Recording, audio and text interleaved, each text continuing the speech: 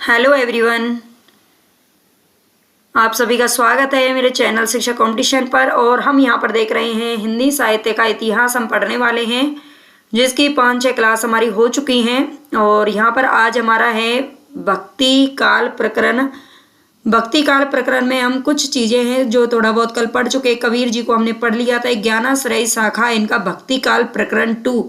सबसे जो first question है वो हमारा यहीं पर बन जाता है। भक्ति काल का जो प्रकरण 2 है उसे किस नाम से जाना जाता है? तो ये ज्ञानाश्रयी शाखा के नाम से जाना जाता है। ठीक है, ज्ञानाश्रयी शाखा। और ज्ञानाश्रयी में कौन कौन कवि आते हैं उनको हम यहाँ पर देख लेंगे। और चलते हैं हम। देखो, कबीर जी को हमने कल पढ़ लिया था, है ना। इसको आप चाहें तो दोबारा से पढ़ सकते हैं यहाँ पर। और यहाँ पर यहाँ तक हम पढ़ चुके थे, जो हम पढ़ चुके हैं उनको नहीं पढ़ेंगे। आगे हम थोड़ा सा जो चीज़ें रह गई हैं उनको पढ़ेंगे, क्योंकि कल थोड़ा सा क्या था, तबीयत सी ठीक नहीं लग रही थी, तो मैंने बीच में ही क्लास को बंद कर दिया था। लेकिन रैदास और रविदास को भी हमने कल पढ़ लिया था। इसके बाद हम चलते हैं गुरु ग्रंथ साहिब के बारे में। इसका हम धर्मदास से यहाँ पर पढ़ने वाले हैं। और इनको थोड़ा सा हम क्या है, इसको यहाँ पर बड़ा भी कर लेते हैं ताकि आपको चीज़ें अच्छे से दिख जाएं। ठीक है, तो यहाँ पे आप देख सकते हो, अच्छे से साफ दिखेंगी ये। ठीक है, तो आई होप अब आपको अच्छे से दिख जाएगा। तो चलते हैं हम यहाँ पर। देखो, धर्मदास के बारे में पढ़ते हैं, बहुत ही इंपॉर्टेंट है। हालांकि थोड़ा सा कल पढ़ा था, लेकिन अब ज़्यादा इंपॉर्टेंट है और अच्छे से हम इनके बारे में पढ़ेंगे। धर्मदास ये बांधवगढ़ के रहने वाले और जाति के बनिए थे। जो चीज़ें इंपॉर्टेंट होंगी मैं आपको बता देती हूँ, केवल हम वही पढ़ेंगे। रामचंद्र शुक्ल जी की जो बुक है वो बहुत ही ज़्यादा इंपॉर्टेंट रहती है किसी भी परीक्षा को निकालने के लिए। अगर आप असिस्टेंट प्रोफेसर, टीजीटी, पीजीटी या कोई भी एग्ज़ाम अगर आप दे रहे हैं और आपने ये बुक नहीं पढ़ी है अभी तक, तो बिल्कुल आप मत चूकिए और समय रहते ही इस बुक को ज़रूर पढ़ लेना। क्योंकि कुछ क्वेश्चन है जो यहाँ से यहाँ हमें मिलते हैं, लेकिन हमें हर बुक में देखने को नहीं मिलते हैं। तो ये मूल और ऑथेंटिक बुक हैं, इनको पढ़ना बहुत ही ज़रूरी है। ठीक है, तो चलेंगे हम यहाँ पर। ये बांधवगढ़ के रहने वाले और जाति के बनिए थे। ठीक है, जो धर्मदास जी थे ये बांधवगढ़ के रहने वाले थे और जाति के कौन थे? बनिए थे। बाल्यावस्था में ही इनके हृदय में भक्ति का अंकुर था और ये साधुओं का सत्संग, दर्शन, पूजा, तीर्थाटन आदि किया करते थे। मथुरा से लौटते समय कबीरदास के साथ इनका साक्षात्कार हुआ था। ठीक है, कबीर यानी कि जो धर्मदास जी थे ये कबीरदास जी से इनकी मुलाकात कहाँ पर हुई थी? तो एक बार कभी ये मथुरा से लौट रहे होंगे, है ना। मथुरा का नाम तो सभी जानते हैं। तो वहाँ से लौटते समय इनका कबीर जी से इनकी मुलाकात हुई। उन दिनों संत समाज में कबीर की पूरी प्रसिद्धि हो चुकी थी। अब भाई, जिस आदमी की प्रसिद्धि है उससे अगर कोई भी नया आदमी मिलेगा तो उसको पहली बात तो तुरंत पहचान भी लेगा। हालांकि उस टाइम पर जो सोशल मीडिया थे वो नहीं था, है ना, ऑनलाइन चीज़ें नहीं थी, तो लोगों को फेस से तो नहीं पहचाना जा सकता था। लेकिन उनकी प्रसिद्धि हो चुकी थी। इस बारे में उनसे जब उनकी मुलाकात हुई तो कबीर के मुख से मूर्ति पूजा, तीर्थाटन, देवा अर्चन आदि का खंडन सुन करके इनका झुकाव निर्गुण संत मत की ओर हुआ। जब इन्होंने कबीर जी से ये सारी बातें सुनी कि वो मूर्ति पूजा के विरुद्ध हैं, तीर्थाटन मतलब इधर उधर तीर्थ यात्राओं के विरुद्ध हैं, देवा अर्चन यानी कि देवों की पूजा पाठ करने में मेन चीज़ है कि वो जो हम सगुन रूप में जो भक्ति करते हैं वो उसके विरुद्ध थे।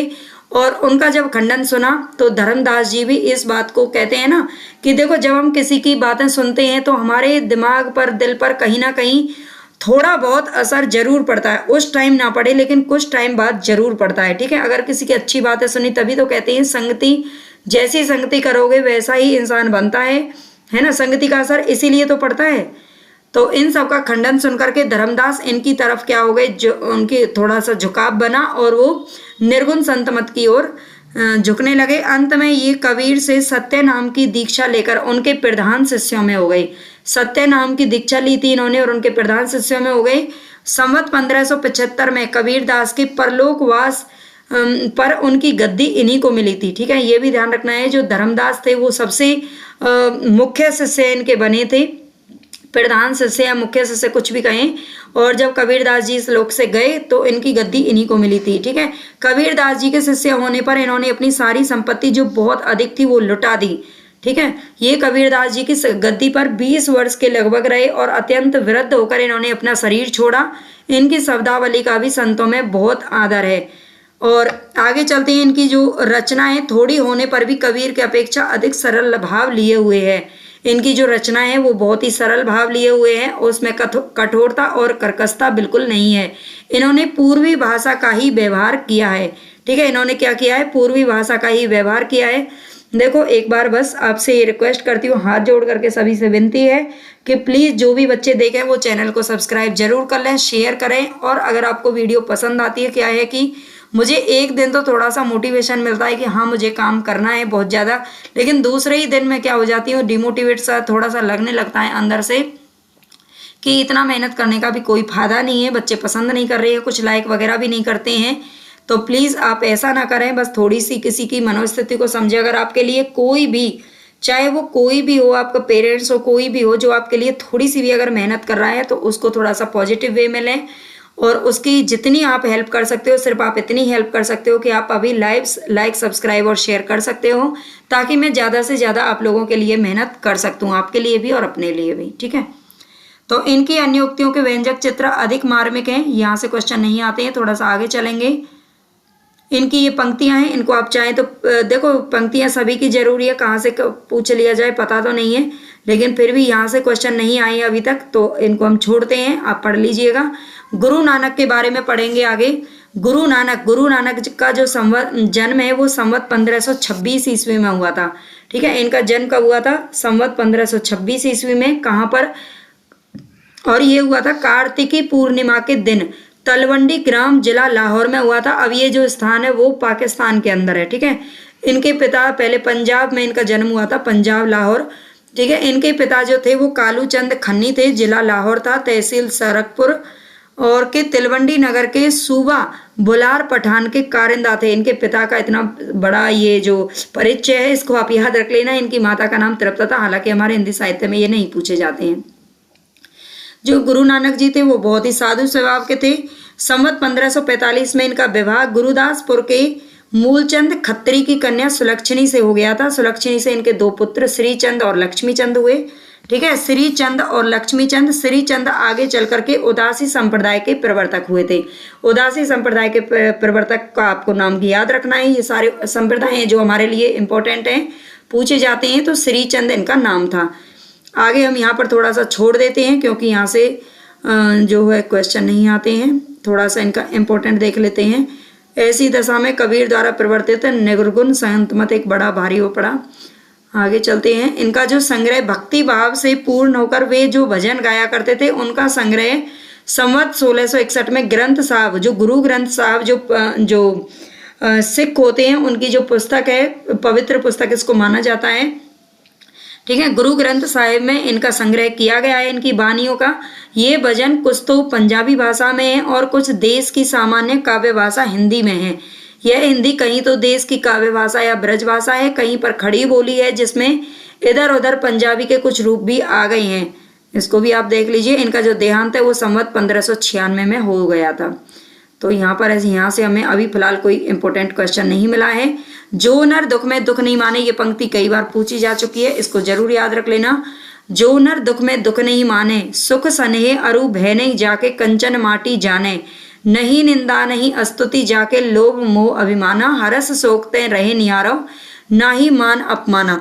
ये पंक्तियां हैं, थोड़ी सी इंपॉर्टेंट है ऊपर वाली, इसको देख लीजिएगा। दादू दयाल है, खूब क्वेश्चन पूछे जाते हैं आजकल दादू दयाल से, तो इनको हम जरूर पढ़ेंगे। दादू दयाल, यद्यपि सिद्धांत की दृष्टि से दादू कबीर के मार्ग के ही अनुयायी हैं।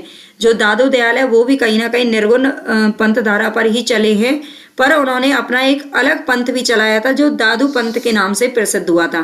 ठीक है, दादू पंथ के नाम से इन्होंने अलग पंथ चलाया। दादू पंथी जो लोग थे, इनका जन्म संवत 1601 ईस्वी में गुजरात के अहमदाबाद नामक स्थान में मानते हैं। इनकी जाति के संबंध में भी बहुत कुछ मतभेद है। कुछ लोग इन्हें गुजराती ब्राह्मण मानते हैं और कुछ लोग इन्हें मोची या धुनिया मानते हैं। ठीक है, कबीर साहब की उत्पत्ति कथा से मिलती जुलती दादू दयाल की उत्पत्ति कथा भी दादू पंथी लोग कहते हैं। उनके अनुसार दादू बच्चे के रूप में साबरमती नदी में बहते हुए लादी राम नामक एक नागर ब्राह्मण को मिले थे। ठीक है, जैसे कि जो कबीर जी हैं, कबीर भी उसमें मिले थे, मतलब लहर तारा जो लहरतारा में उनका जन्म हुआ था और वहीं के जो जुल्हा दंपति था उनको ये कहीं ना कहीं एक नदी में तैरते हुए मिले थे, ठीक है, छोटे बच्चे के रूप में। तो इनके बारे में भी यही कहा जाता है, जो दादू दयाल थे वो भी बच्चे के रूप में लादीराम नामक एक नागर ब्राह्मण को मिले थे, ठीक है। अधिकतर ये नीची जाति के ही माने जाते हैं, चाहे जो हो। दादू दयाल का गुरु कौन था ये पता नहीं है, ठीक है, पर कबीर का इनकी बानी में बहुत जगह नाम आया है, तो इसमें कोई संदेह नहीं है कि ये उन्हीं के मतानुयायी थे। दादू दयाल 14 वर्ष तक आमेर राजस्थान के अंदर रहे। वहां मारवाड़, बीकानेर आदि स्थानों में घूमते हुए संवत 1659 में नराना में जयपुर से 20 कोस दूर आकर के रह गए। वहां से 3-4 कोस पर भराने की पहाड़ी है, किसकी है, भराने की पहाड़ी है, वहां भी अंतिम समय में कुछ दिनों तक रहे और वहीं संवत 1660 में इन्होंने अपना शरीर छोड़ा। तो इनको छोड़ थोड़ा सा एक इम्पोर्टेंट यहाँ पर ध्यान रखना है, ये लोग ना तो तिलक लगाते हैं ना ही कंठी पहनते हैं, साथ में एक सुमरनी रखते हैं और सतराम कह करके अभिवादन करते हैं, ठीक है, सतराम कहते हैं उसका ये अभिवादन करते समय।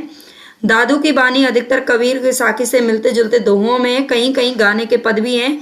इनकी जो भाषा है वो मिली जुली पश्चिमी हिंदी है जिसमें राजस्थानी का मेल भी है, क्योंकि राजस्थान में रहते थे। इन्होंने कुछ पद गुजराती, राजस्थानी और पंजाबी में भी कहे हैं। इनकी जो रचना है उसमें अरबी फारसी के शब्द अधिक आए हैं और प्रेम तत्व की व्यंजना भी अधिक हुई है। घर के भीतर के रहस्य प्रदर्शन की प्रवृत्ति इनमें बहुत कम है। दादू की बानी में यद्यपि उक्तियों का वह चमत्कार नहीं है जो कबीर की बानी में मिलता है। तो यहाँ पर हमारे लिए अभी इम्पोर्टेंट कुछ नहीं मिल रहा है, इसको थोड़ा सा देख लेते हैं। इनकी बानी में भी वही प्रसंग आते हैं जो निर्गुण मार्गियों की बानियों में आते हैं, जैसे ईश्वर की व्यापकता, सतगुरु की महिमा, जाति पाति का निराकरण, हिंदू मुसलमानों का अभेद, संसार की अनित्यता और आत्मबोध, ठीक है, ये इनकी बानियों में भी मिलता है। इनकी बानियों का मतलब है ये निर्गुण पंथ के सभी बानियों में ये विशेषताएं पाई जाती है, इनको आपको याद रखना है। इनकी थोड़ी सी ये पंक्तियां हैं, इनको आप पढ़ लेना एक बार, जो इम्पोर्टेंट होगा उसको मैं बता ही दूंगी। दादू सब हैरान है, गूंगे का गुड़ खाई, जब मन लागे राम सो तब अनंत काहे को जाई। भाई रे ऐसा पंथ हमारा, द्वई पक रहित पंथ गह पूरा अवरन एक अधारा, वाद विवाद काहू सोनाही, मैं हूँ जगत ते न्यारा, समदृष्टि सु भाई सहज में आप ही आप बेचारा। तो ये आप चाहें तो पढ़ लेना। यहाँ पर सुंदरदास के बारे में पढ़ते हैं। ये खंडेलवाल बनिए थे, ठीक है, इनकी जाति पहले वहां पर बता रखी है, जाति पाति का भेद तो पता नहीं कब से चला रहा है। ये खंडेलवाल बनिए थे और चैत्र शुक्ल 9 संवत 1653 में दौसा है ना, इसको दौसा या दौसा भी बोलते हैं। दौसा में इनका क्या हुआ था, जन्म हुआ था। दौसा में इनका जन्म हुआ था, जयपुर के अंदर है। इनके पिता का नाम था परमानंद और माता का नाम क्या था, सती था, इसको आप याद रख लेना। जब ये 6 वर्ष के थे तब दादू दयाल दौसा में गए थे, तभी से ये दादू दयाल के शिष्य हो गए और उनके साथ रहने लगे। सुंदरदास जी के शिष्य गुरु कौन थे, तो वो दादू दयाल थे, इसको आपको याद रखना है। संवत 1660 में दादू दयाल का देहांत हुआ, तब तक ये नराना में रहे, नराना जयपुर के अंदर है। फिर जगजीवन साधु के साथ अपने जन्म स्थान दौसा में आ गए, ठीक है। नराना मतलब राजस्थान के अंदर है, जयपुर का तो पता नहीं नाम आ गया है ना, जयपुर में ही शायद, देख लेना। वहां संवत 1663 तक रहकर फिर जगजीवन के साथ काशी चले गए। वहां 30 वर्ष की अवस्था तक ये संस्कृत व्याकरण, वेदांत और पुराण आदि पढ़ते रहे। संस्कृत के अतिरिक्त ये फारसी भी जानते थे। जो सुंदरदास जी थे वो संस्कृत व्याकरण, वेदांत और पुराण पढ़ते थे। काशी से लौटने पर संस्कृत के अतिरिक्त ये फारसी भी जानते थे। काशी से लौटने पर ये राजपुताने के फतेहपुर यानी कि शेखावाटी नामक स्थान पर आ गए। वहाँ के नवाब आलिफ खान इन्हें बहुत मानते थे, ठीक है, सुंदरदास को बहुत मानते थे। और जो इनका देहांत है वो यहाँ पर आप देख सकते हो, सांगानेर में हुआ था। इनका डील डोल बहुत अच्छा, रंग गोरा, रूप सुंदर था, स्वभाव अत्यंत कोमल और मृदुल था। ये बाल ब्रह्मचारी थे और स्त्री की चर्चा से सदा दूर रहते थे, ठीक है। ये जो रस, इन्होंने उन लोगों का भी विरोध किया है जो रस संबंधी जो भी अपनी श्रृंगारिक रचनाएं करते थे, ठीक है, रस मंजरी, प्रेम मंजरी, नाभादास वगैरह के, उनका भी इन्होंने विरोध किया था। क्योंकि और वैसे ये अपना अगर देखें, सुंदरदास जी सबसे ज्यादा पढ़े लिखे भी थे अपने कवियों में, ठीक है, उस टाइम के कवियों में। तो निर्गुण पंक्तियों में यही एक ऐसे व्यक्ति हुए जिन्हें समुचित शिक्षा मिली थी और जो काव्य कला की रीति आदि से अच्छी तरह से परिचित थे। ठीक है, तो ये कहने को ये क्वेश्चन पूछा जा चुका है कि सबसे ज्यादा इनमें से पढ़े लिखे कौन है, कोई भी 4 ऑप्शन दे देंगे, लेकिन जो सुंदरदास जी हैं वो उस टाइम पर सबसे ज्यादा पढ़े लिखे थे, मतलब अपने जो भी उस टाइम के कवि थे उस पर, इसको भी याद रख लेना। इसलिए इनकी जो रचना है वो साहित्यिक और सरस है, भाषा भी इनकी बहुत ही मंजी हुई ब्रज भाषा है। भक्ति और ज्ञान चर्चा के अतिरिक्त नीति और देशाचार आदि पर भी इन्होंने बड़े सुंदर पद कहे हैं, और संतों ने केवल गाने के पद और दोहे कहे हैं, पर इन्होंने सिद्ध हस्त कवियों के समान बहुत से कवित्त सवैये रचे हैं। यूं तो छोटे मोटे इनके अनेक ग्रंथ हैं, पर सुंदर विलाप ही सबसे अधिक प्रसिद्ध है। इनका जो ग्रंथ है उसका नाम है सुंदर विलाप। ठीक है, सुंदरदास ने ये जो ग्रंथ लिखा है सुंदर विलाप, ये इनका प्रसिद्ध ग्रंथ है, जिसमें कवित्त और सवैये क्या है, अधिक हैं। इन कवित्त सवैयों में यमक, अनुप्रास और अर्थालंकार की योजना मिलती है। आगे चलते हैं, इसको आप चाहें तो देखो हाईलाइट हो रहा है, एक बार पढ़ लेना, लेकिन यहाँ पर ऐसा मुझे इंपॉर्टेंट कुछ नहीं दिख रहा है। इनके ये पंक्तियां हैं, इनको आप पढ़ लीजिएगा एक बार। गेह तजो अरु नेह तजो पुनि खे लगाई के देह संवारी, इसको आप पढ़ लीजिएगा। आगे चलेंगे हम थोड़ा सा, क्योंकि ये बहुत मोटी बुक है और इसमें इंपॉर्टेंट चीज़ें ही पढ़ना सही है। अगर आप खुद से इस बुक को पढ़ने बैठेंगे ना तो पता ही नहीं चलेगा कि कौन सी चीज़ है जो हमारी पहले मतलब इम्पोर्टेंट है और कौन सी नहीं है। सुशिक्षा द्वारा इसमें भी हम चलते हैं आगे थोड़ा सा। ब्रह्म ते पुरुष अरु प्रकृति प्रगट भई। आगे पढ़ते हैं मलुक दास के बारे में। मलुक दास का जन्म लाला सुंदरदास खत्री के घर में वैशाख कृष्ण, देखो अगर जैसे अभी हमने यहाँ पर सुंदरदास को पढ़ा है, दादू दयाल को पढ़ा है, लेकिन बहुत सारे क्वेश्चन ऐसे हैं जो इनसे अलग से पूछे जाते हैं जो यहाँ पर नहीं दे रखे हैं, क्योंकि अभी हम यहाँ पर क्या पढ़ रहे हैं, केवल हम पढ़ रहे हैं रामचंद्र शुक्ल जी को, और रामचंद्र शुक्ल की जो बुक में लिखा है आपको सिर्फ वही देखने को मिल रहा है, लेकिन इनके मैंने अलग से कुछ नोट्स बना के रखे हुए हैं, बहुत ही अच्छे नोट्स हैं। उसमें अलग अलग बुक से या अलग अलग मतलब कोर्स से मैंने वहाँ पर जो एक जो कोई भी कवि है उसके बारे में पूरा डेटा एक जगह पर लिखा हुआ है ना, उनको भी हम बाद में पढ़ेंगे। आप बस चैनल से जुड़े रहिए। यूजीसी नेट जून 2025 की हम कंप्लीट तैयारी करेंगे, पेपर फर्स्ट और सेकंड का भी। ठीक है, जल्दी ही मेरा हो सकता है कि लाइव भी आपके सामने एक आध दिन में ही मैं आज से ही आ जाऊँ। मैंने कोशिश तो की है, आज करवाया है ना, थोड़ी प्रॉब्लम आ रही थी उसको सही करवाया है, तो शायद अच्छा होगा। लाइव पढ़ेंगे तो आप अच्छे से पढ़ भी पाएंगे। वैसे तो देखिए लाइव में ज़्यादा एक्स्ट्रा टाइम ही वेस्ट होता है, हालांकि मैं नहीं करती, वेस्ट टाइम तो नहीं करूँगी फिर भी, लेकिन जैसे भी आपको पढ़ना पसंद हो आप बताया करिए, और प्लीज़ थोड़ा बहुत फीडबैक जरूर दिया करें भाई, इतनी मेहनत कोई कर रहा है तो, है ना। मलुक दास को देख लेते हैं। मलुक दास का जन्म हुआ था लाला सुंदरदास खत्री के घर में वैशाख कृष्ण, ये कड़ा जिला इलाहाबाद में इनका जन्म हुआ था, ये ध्यान रख लेना। कड़ा कोई जिला वगैरह, कड़ा जिला है और जिला तो इलाहाबाद है ना, कड़ा कोई नगर गांव जो भी होगा। इनकी मृत्यु 108 वर्ष की अवस्था में हुई थी, संवत 1739। ये औरंगजेब के समय में दिल के अंदर खोजने वाले निर्गुण मत के नामी संतों में हुए हैं। ठीक है, किसके समय में थे ये इंपॉर्टेंट है, इसको आप याद रख लेना। तो कड़ा इलाहाबाद में इनका जन्म हुआ था, जन्म से क्वेश्चन बहुत पूछे जाते हैं, और औरंगजेब के समय में थे। औरंगजेब का समय आप जानते ही हैं 1707 में वैसे इनकी जो मृत्यु है वो हो गई थी औरंगजेब की, लेकिन उससे पहले से ये जो मलुक दास जी है वो थे। इनकी गद्दियाँ कड़ा, जयपुर और गुजरात, मुल्तान, पटना, नेपाल और काबुल तक में कायम हुई हैं। बताइए, इनके संबंध में बहुत से चमत्कार या करामात प्रसिद्ध हैं। कहते हैं कि एक बार इन्होंने एक डूबते हुए शाही जहाज को पानी के ऊपर उठाकर बचा लिया था और रुपयों का तोड़ा गंगा जी में तैराकर कड़ा से इलाहाबाद भेजा था। बताइए, मतलब ऐसी ऐसी उक्तियां हैं जो इनके बारे में प्रसिद्ध हैं, इनको आप पढ़ लेना। आलसियों का ये मूल मंत्र इन्होंने दिया था, अजगर करे ना चाकरी, पंछी करे ना काम। देखो स्टार आपको दिख रहा होगा, मैंने पहले लगा रखा है, फिर दोबारा से लगा देती हूँ, ये इंपॉर्टेंट बहुत ज्यादा ये पंक्तियां। अजगर करे ना चाकरी, पंछी करे ना काम, दास मलुका कह गए सबको दाता राम। ठीक है, तो इसमें से ये पंक्ति बहुत बार पूछी गई है, इसको आप जरूर याद रख लेना। इन्हीं की यही पंक्ति मलुकदास जी की। इनकी दो प्रसिद्ध पुस्तकें हैं जो प्रसिद्ध हैं, रत्न खान और ज्ञानबोध। ठीक है, ज्ञानबोध और रत्न खान ये दो पुस्तकें किसकी हैं? तो मलुकदास की हैं।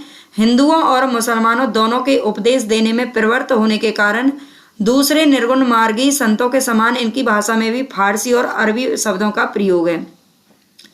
आगे चलेंगे, आगे इसमें ऐसा कुछ नहीं है। नाम हमारा खाक है, हम खाकी के बंदे, खाकई से पैदा हुए अति गाफिल गंदे, कबहू न करते बंदगी दुनिया में भूले, आसमान को ताकते घोड़े चढ़ फूले।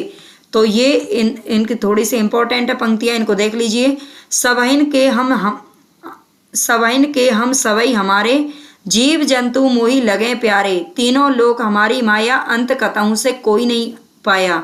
36 पवन हमारी जाति, हमई दिन और हमई राती, हमई तरवर कीट पतंगा, हमई दुर्गा हमई गंगा, हमई मुल्ला हमई काजी। ठीक है, तीरथ भरत हमी बाजी। ये इंपॉर्टेंट है ये पंक्तियां, यहाँ से लेकर के इनको आप जरूर पढ़ लेना एक बार। आप नोट्स अगर बना रहे हो ना तो इनको लिख लेना, नोट्स नहीं भी बना रहे हैं तो इसकी पीडीएफ आपको मिल जाएगी। आप वो मैं आपको कमेंट बॉक्स में बता दूंगी। पीडीएफ वैसे टेलीग्राम चैनल ज्वाइन कर लेना, वहाँ पर इसकी पीडीएफ आपको मिल जाएगी। हमई दशरथ हमई राम, हमर क्रोध और हमरे काम।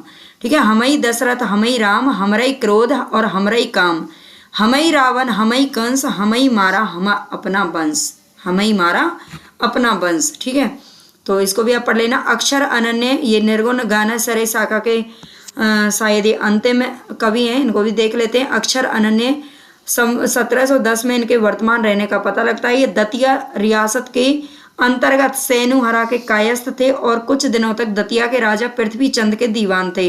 पीछे ये विरक्त होकर पन्ना में रहने लगे। प्रसिद्ध छत्रसाल इनके शिष्य हुए थे। ठीक है, प्रसिद्ध जो छत्रसाल राजा थे वो इनके शिष्य हुए थे। और एक बार ये छत्रसाल से किसी बात पर अप्रसन्न होकर जंगल में चले गए। पता लगने पर जब महाराज छत्रसाल क्षमा प्रार्थना के लिए इनके पास गए तब इन्हें एक झाड़ी के पास खूब पैर फैलाकर लेटे हुए पाया। महाराज ने पूछा, पांव पसारा कब से? चट से उत्तर मिला, हाथ समेटा जब से। ये विद्वान थे और वेदांत के अच्छे ज्ञाता थे। इन्होंने योग और वेदांत पर कई ग्रंथ भी लिखे हैं। राजयोग, विज्ञान योग, ध्यान योग, सिद्धांत बोध, विवेक दीपिका, ब्रह्म ज्ञान, अनन्य प्रकाश, ये सारे ग्रंथ उन्होंने लिखे हैं। और जो दुर्गा सप्तशती है, नाम जरूर आपने सुना होगा, दुर्गा सप्तशती का भी इन्होंने हिंदी पद्यों में अनुवाद किया था। ठीक है, राजयोग के ये कुछ पद, इनकी पंक्तियां कुछ नीचे दी गई हैं, इनको भी आप पढ़ सकते हैं। यह भेद सुनी पृथ्वी चंद राय, फल चारों को साधन। यहाँ से नहीं पूछा जाता क्वेश्चन।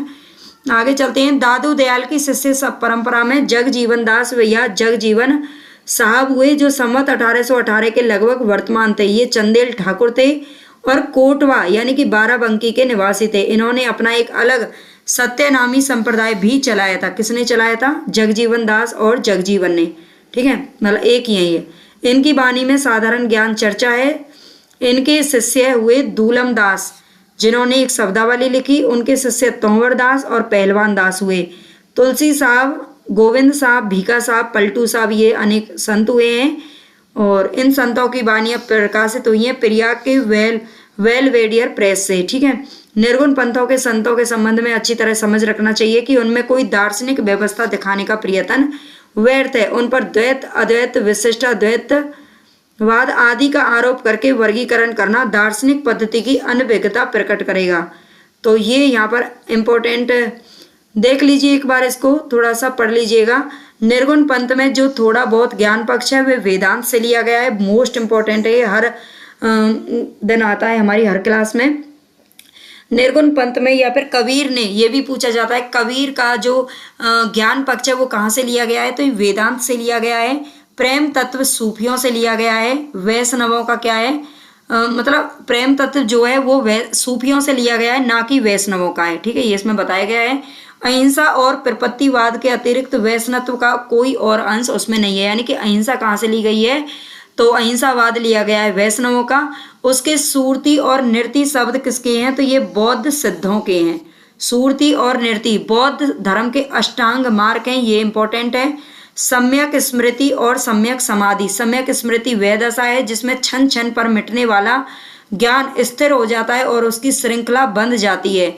समाधि में साधक सब संवेदनाओं से परे हो जाता है, अर्थात सुरति और नृत्य शब्द योगियों की वाणियों से आए हुए हैं, वैष्णवों से उनका कोई संबंध नहीं है। ये हमारा साफ साफ रामचंद्र शुक्ल जी ने बता रखा है। इसका ये संदर्भ दे रखा है, इसको आप पढ़ लीजिएगा। तो अब हमारी ये जो प्रकरण सेकंड है वो आज खत्म हो गया। प्रकरण 3 हम कल पढ़ेंगे। और अच्छे से अगर आपको तैयारी करनी है तो प्लीज़ आप चैनल से जुड़े रहिए। और जो यूजीसी नेट पेपर फर्स्ट है उसकी भी क्लास एक आध दिन में मैं उसका शेड्यूल जरूर डाल दूंगी, और वो भी क्लास हमारी कंप्लीट। पहले हम थ्योरी पढ़ेंगे, उसके बाद हम टॉपिक वाइज रिवीजन करेंगे, और फिर उसके बाद हम कंप्लीट ओवरऑल जो भी हमारी यूनिट्स हैं उनका रिवीजन करेंगे। तो प्लीज़ आप चैनल से ज़रूर जुड़िए, सब्सक्राइब करते रहिए और चैनल को लाइक करें। प्लीज़ हर वीडियो के नीचे आप एक लाइक का प्रेस ज़रूर कर दें, इतना काम तो आपको करना ही पड़ेगा। ओके, चलते हैं।